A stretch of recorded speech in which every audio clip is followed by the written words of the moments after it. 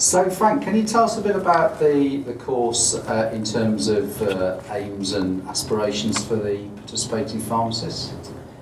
So I think the main aim of the course is to work with the pharmacists to develop their skills in basic history taking, examination and clinical reasoning, with a view that when they go back into practice they can apply these skills in their practice.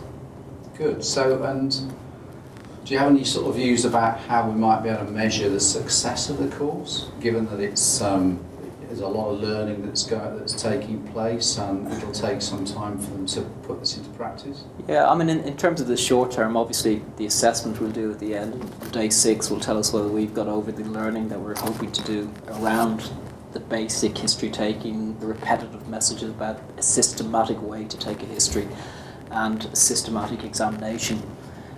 I think then the ultimate test is when they go back into practice. Are they applying it? Is it changing their practice? Is it applicable to the kind of patients that they're seeing and the job that they're expected to do within the general practice? Great. And I guess this is one of the first training courses of its kind in terms of equipping pharmacists with these kinds of skills. Do you anticipate this could be something that is developed and delivered a lot more?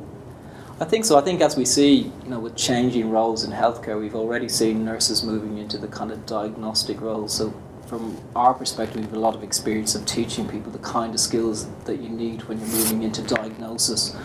And we find that the best way to do that is by giving the kind of the basic knowledge, but then having the ability to apply that, particularly in simulation. So we've got actors or simulated patients who come in. So the opportunity to do the principles of how you take a history and do an examination, and to do that with repetitive practice being facilitated by people who are critiquing, gives great opportunity to really embed good habits that they can take back into practice.